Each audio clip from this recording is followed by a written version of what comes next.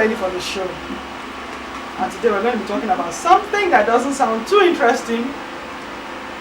Social injustice. But trust me, by the time 5 of us start talking about it, A to the N to the U, Ngozi, myself, and of course T-Spice, don't forget someone.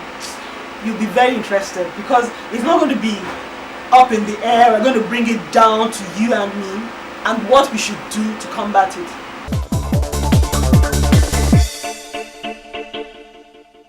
Alright, and of course, the beautiful, gorgeous Ngozi has introduced herself.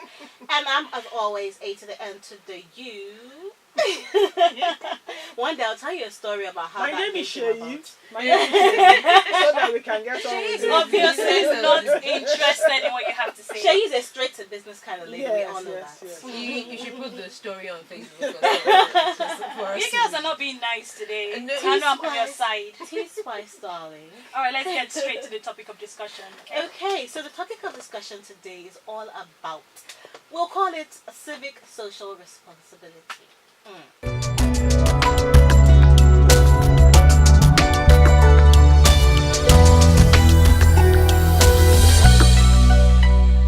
There have been some really disturbing trends going on, and of course these have been going on, since time immemorial.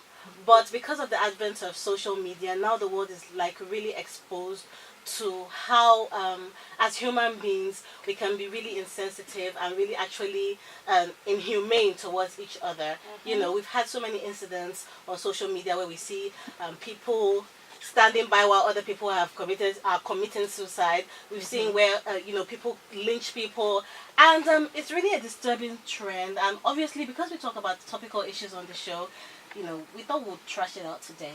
What would you say, causes human beings to degenerate to this inhumane level? Well, we've been desensitized. We're so used to seeing violence. We're so used to seeing bloodshed nowadays, and so many other horrible things that have happened that after a while, it doesn't touch us anymore. It doesn't touch our conscience anymore, and we're like, okay, it has happened or it's happening, and Absolutely. I think it's a way of coping. It's a coping mechanism that's in place, and that because things are getting worse, we become more hardened, so to say. Absolutely. Alicia Keys released the single. Yeah. We Are Here, and it's such a beautiful song. And then she was talking about, bombings and all. I was so shocked. Like, she was like, okay, let's remember Gaza, let's remember Baghdad, let's remember Israel, and she's like, let's remember Nigeria. And it struck home. Yeah, that is happening here. When the Pope was like, pray for Nigeria, those kind of things. It occurred to me that Nigeria is actually now listed amongst terrorist states or people who are under attack or something. And then it just struck home that sometimes, it's really a desensitization. You turn on the news and it's all bad news. It's almost like as if you turned on bad news and not just news. And it's almost like it gets to a point where you have these security alerts that come to you and it's all bad news. So it just feels like, that's life now. And we expect bad things to happen.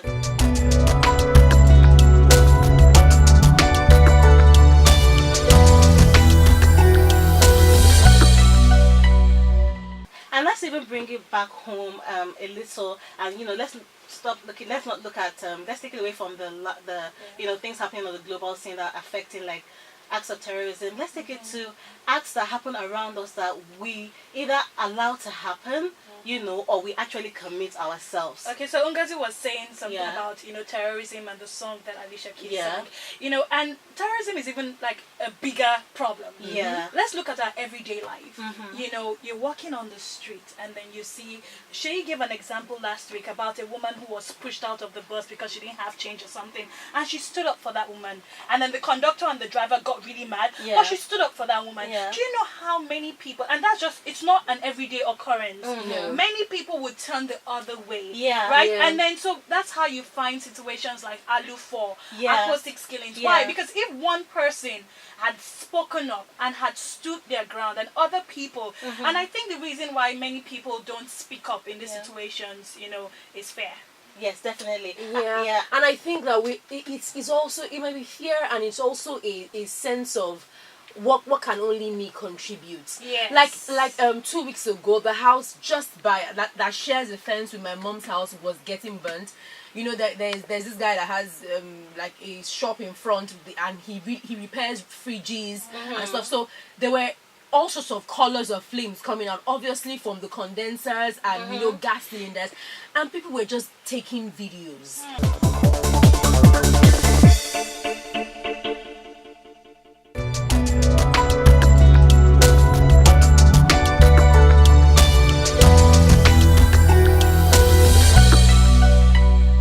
I think that your society determines what you become eventually, right?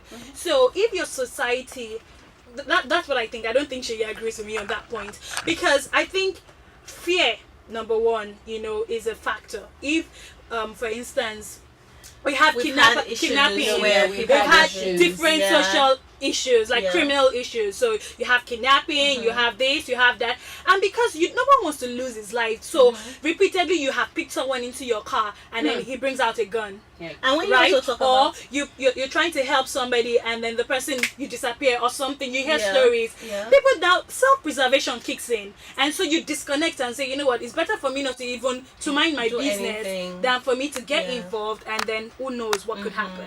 There are sometimes people have encountered, it's almost like just so we don't generalize, there are certain topics today that we know, even in Nigeria. I'm trying to even remember some very very classic examples, but even bring back our girls.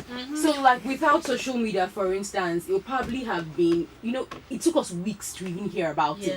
That's one of the things that the international community kept on saying, that Nigeria, how come this didn't come out? It didn't take weeks. I think that it took weeks before we got involved, before we got interested. It came out on the pages of the newspaper, but in one corner, and nobody thought to look about it. And then someone created a hashtag on Twitter, and then it became an international thing. And I think so there are times when we actually can use these tools to generate some form of buzz about something, and at least, even if we can't ourselves do something about it, at least create the atmosphere to get something done, in some way set a platform ready for people. And another thing I also want us to understand is that there are people who have said some things like, I never knew there were still angels in existence.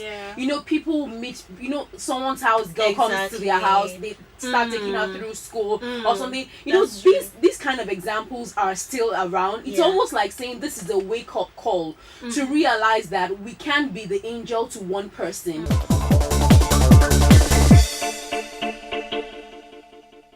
Sometimes a lot of us we advocate responsibility.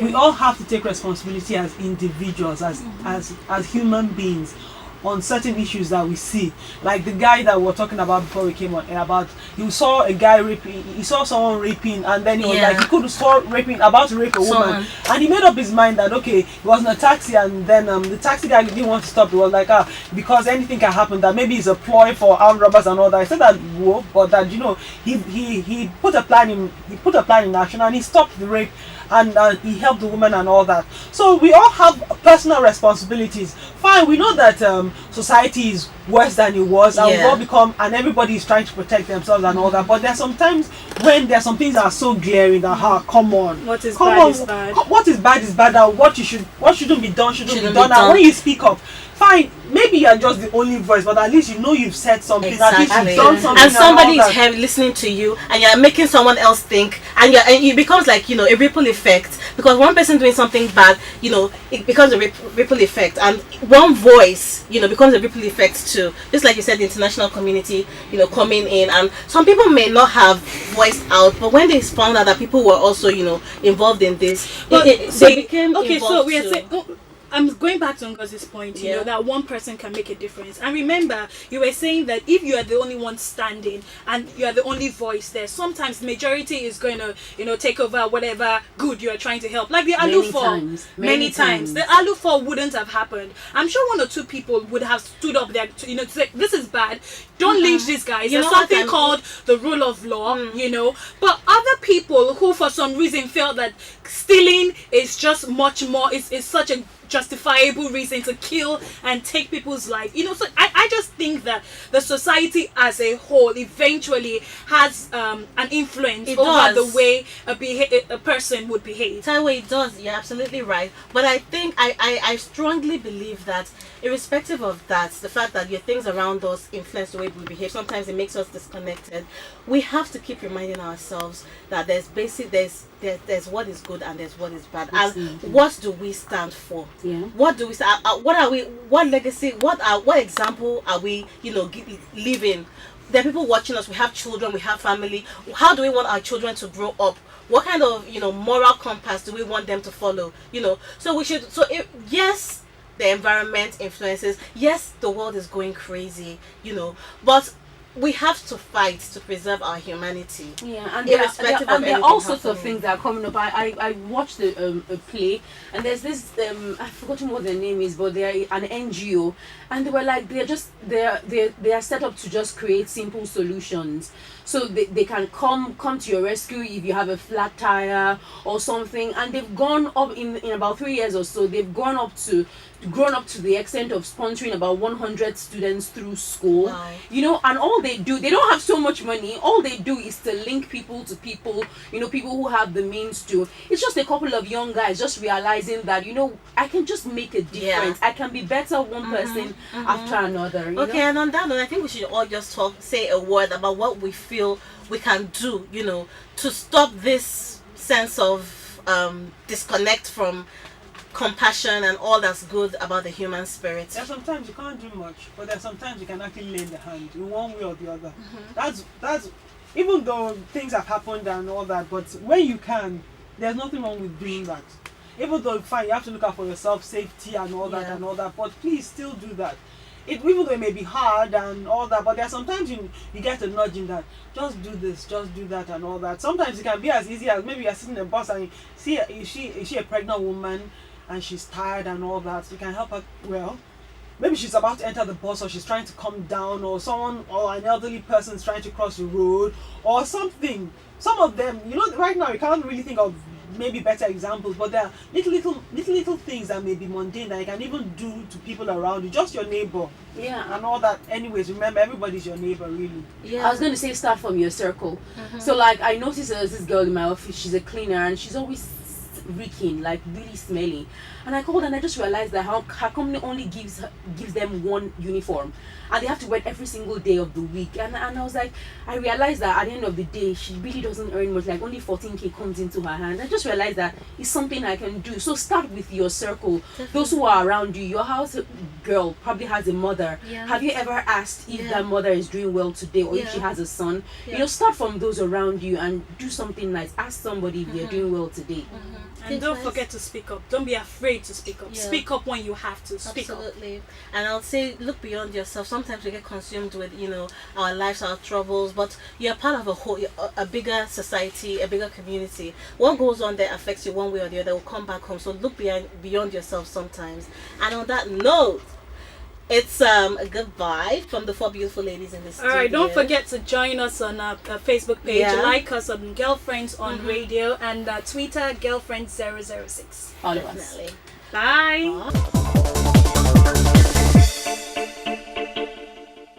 Okay, like the other day on DSTV, they showed this in The Condemned, where one guy got condemned guys from all over the world and now put them on an island, and they were now streaming it live and watching. They were killing each other, watching them and the last person standing as alive will now go go free. free. And Shebi was a movie. Now they're doing it live. People are killing themselves live. They are coming and they're streaming it, and people are watching it. Well, we see, we have gone insane.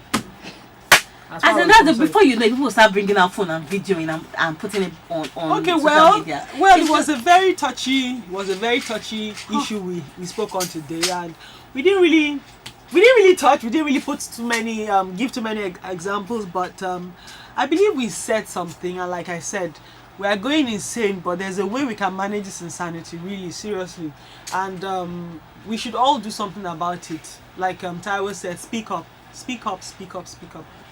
Bye.